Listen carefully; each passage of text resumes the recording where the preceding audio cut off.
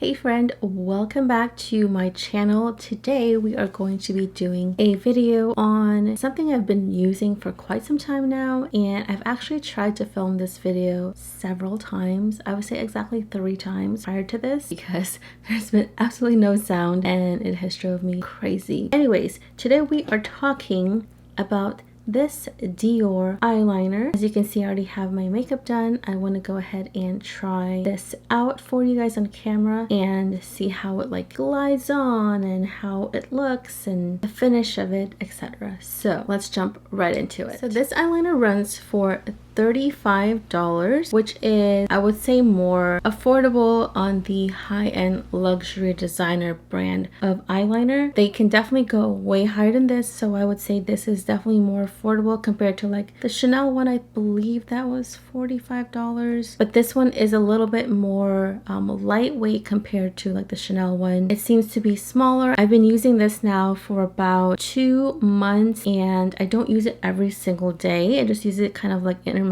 when I just want to try it out. I will say this probably won't last as long if you use it every single day, but again, this does run for $35. It actually comes in a variety of shades, so if you're looking for like blue or green or pink, I'm looking at the site, brown, like different shades of green, there is so many options. It does come in a satin finish, a matte finish, and a pearlescent finish. This one that I have is a satin finish. This is number 96. It's supposed to be a 24-hour waterproof liquid liner. It does have a felt tip, so that makes it easier for use, especially if you're not great at doing your liner. I feel like felt tips are the way to start out if you're a beginner, and it just works more easier. The pointy tip kind of helps you. For example, if you're trying to do a cat eye, it helps you with creating that cat eye at the end. Honestly, there is no like uniqueness to this product compared to, for example, the Chanel one. That one you have to kind of like set it up and put it together, so it makes it a little bit more fun, but this one is kind of like just a very simple, easy to use, grab and go kind of thing. You can compare it to a Benefit, the Better Than Sex liner, or another really good one that I think it compares to is the Revlon liquid liner, which I used to use that one in the very beginning when I was first starting out with like learning how to do my top liner and doing a wing, and so that one was a go-to for me. But I stopped using it because I didn't like that as soon as any like teardrop or if it rains, the liner would just run. So I was always skeptical with different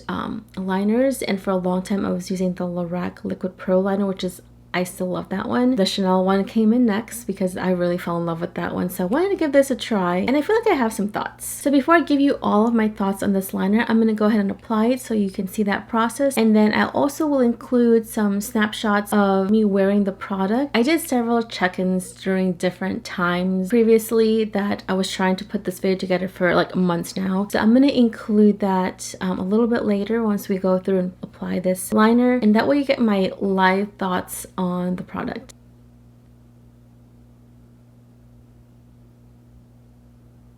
It is very pigmented and it just literally glides on, and if you're a pro that you can just like swipe it on, good for you. I'm not. I am definitely not that. Definitely not that.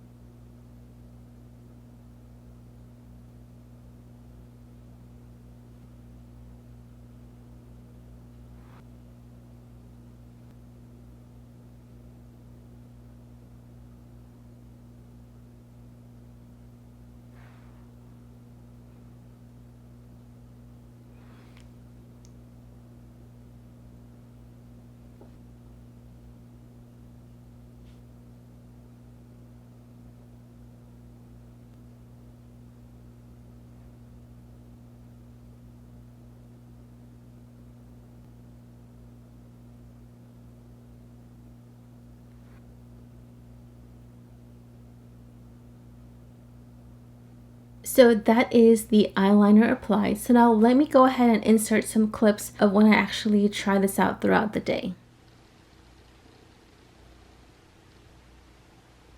So I've been wearing the eyeliner for about 2.5-ish hours, and I am pleasantly surprised. I actually really liked it. I thought it was super easy to use, and it is a waterproof one, so it kind of reminds me of, if you've ever seen or used the Revlon Colorstay felt tip pen liner.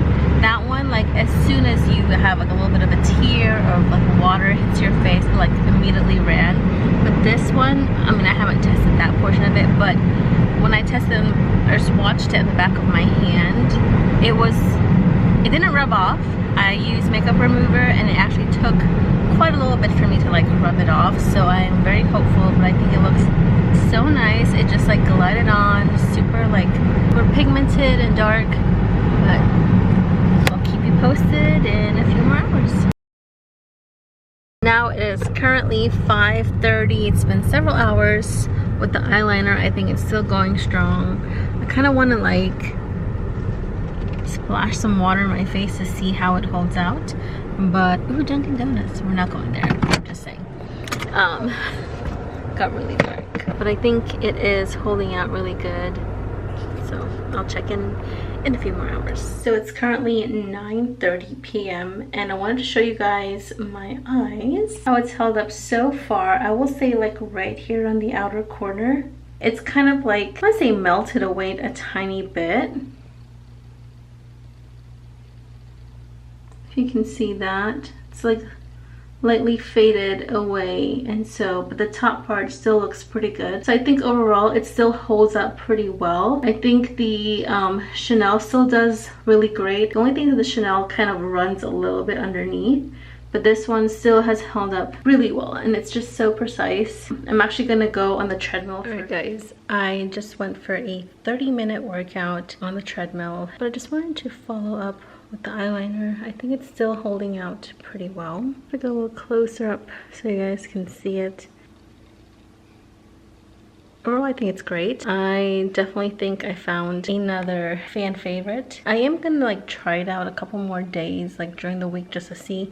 You know, just my wing was a little bit more like fading away. But I'm gonna try it out for several more days so I can get a good feel of exactly how I like it. So now let's talk about my final thoughts on this Dior eyeliner and whether I like it or not. Even though I think in the video I might have said that I loved it, let's go ahead and talk about my final thoughts. So since I've been using this for some time now, I would say probably about 2 months, I don't really love this eyeliner. To be honest, I don't know that I would actually repurchase this again. I feel like it is more on the affordable side because it's $35 when it's considered a luxury product, but it just doesn't do what I want it to do. If I compare this to the Revlon liquid liner from the drugstore, it's pretty similar. What I don't like about this product is that it's supposed to be waterproof, and I don't feel like it really is waterproof. Granted, if you just got a couple sprinkles on your face, it's not gonna go anywhere, it's gonna stay. If you like rubbed your eye, like for whatever, maybe you have an itch and you just kind of like scratch it or like rub it, it's gonna move, it's gonna disappear a bit. The other day I was curling my lashes with this curler and I pressed up too much against it. This was probably like a good 10 minutes after I already applied the liner, because I usually do my eyes and do my liner and then I do my face, and then lastly I'll go back and do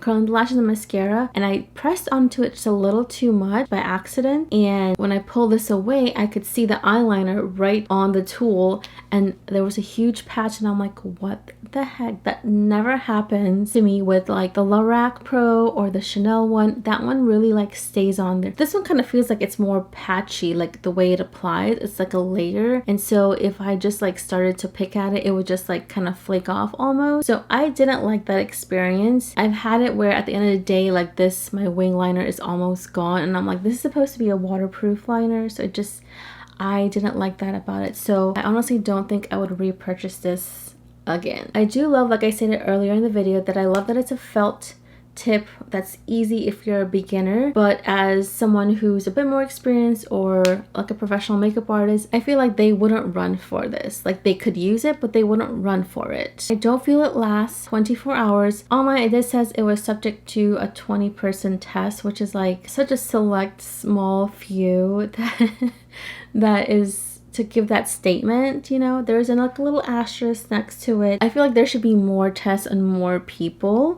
I do love Dior. I do love some of their products. Like one of my favorite foundations is from them that they got discontinued, and I'm like, why? I love that foundation. But this is the first thing that I've gotten from them that I'm like actually disappointed in. I do love their like the lip balm. Oh, that's my favorite. Anyways, but yes, this one is just one that I wouldn't repurchase. I think it's affordable, but I don't think it gives you the length of stay that you may need depending on how you're using it. Now, if you need it for like a quick event, you know, you're only gonna have your makeup on for like maybe a couple hours, I would say sure, it's fine. For a full day, like it's not that it's bad. It does stay. Like I've gone a whole day of work and then like working out afterwards, and it's still there for the most part on my upper lash line, but as far as the wing, that one is pretty much it's almost not existent anymore. So overall, I like it, but I don't love it. I would definitely pick something else over this one. I feel like it's really comparable to the Revlon. Did I say that? I think I said that. That's what I would compare it to. It's what I've used. It's the only thing that I've known. I would prefer a brush tip versus a felt tip because I feel like the felt tip really goes hand in hand with the formula and the application. It just makes it different, where a brush tip gives you more of like a natural, easier control. It works better with the formula versus like a little felt tip. So I think that does play a difference. If they have one that's not felt tip, I think that would definitely help. I'm definitely gonna look though, because I want to say maybe they have something, but I'm not sure. Anyways, it's okay. For me, it's okay. I'm not gonna repurchase this and go back to my Chanel.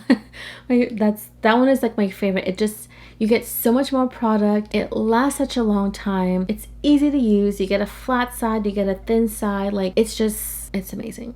So that is my overall thought on this liner, and I hope it was helpful to you. I hope this video wasn't too long. And if you love this and it works for you, and there's maybe like a little trick that you know that I'm just like oblivious to or something, definitely let me know in the comments. Let me know if there's something else that you recommend. If there's one that you love, let me know. I will love to try it out. I like trying different designer and beauty products to see which one really is worth it and really like works and you get the most for your money. I would highly recommend the Chanel liquid liner over anything I've tried so far, which hasn't been a lot, but I've tried a good little handful, but so far that's been one of my favorites. Anyways, I hope this video was helpful. Thank you so much for watching. If you have not yet subscribed to my channel, please go ahead and hit that subscribe button and join my YouTube family. I would love to have you here. Once again, thanks so much for watching, and until next time, I'll see you later.